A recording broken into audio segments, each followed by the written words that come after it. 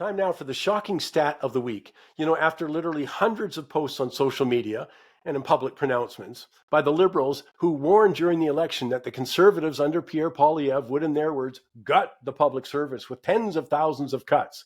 I mean, come on, it was one of their main scare tactics in the election. Candidates like Bruce Fanjoy, who ran against Poilievre in Ottawa Carleton, made pronouncements based on nothing that Conservatives would cut 100,000 jobs. You know, obviously scare tactics.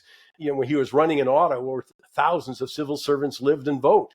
Now, if you're one of those voters, well, actually anyone, I think you'd be forgiven for being shocked, given that election rhetoric, that this week Prime Minister Carney, Finance Minister Champagne sent letters to all cabinet ministers, including secretaries of state. They sit outside of cabinet as junior ministers, but directed them to cut program spending by 7.5% in 2026-27. The next year, 10%, 15% in 2028-29. I mean, it's just the shock compared to their rhetoric. Now, I'm not surprised, by the way. Did you see the C.D. Howe Institute report that predicted the federal deficit could be as much as $92 billion this year? You've lost the digital service tax revenue, along with the cancellation of the revenue from the increase in the capital gains tax, lost revenue due to the income tax cut, along with cutting GST on new homes. I mean, it's all over the place.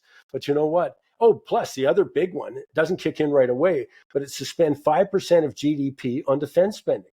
Well, you know what? The projections for deficits in the next several years are averaging well above 70 billion annually. I got to say a couple of, no wonder they're cutting things, but a couple of closing points. One, I think the coverage of this would be very different if this was a conservative government.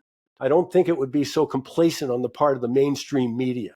And the other thing I'll let you know is 2 years ago, then Treasury Board President Anita Anand asked her cabinet colleagues to find $15.4 billion in government spending by 2028. Well, we're still waiting. So we'll see how this plays out. But in the meantime, compared to the campaign rhetoric and now saying we're going to cut in the next 3 years, I think you're forgiven for being shocked.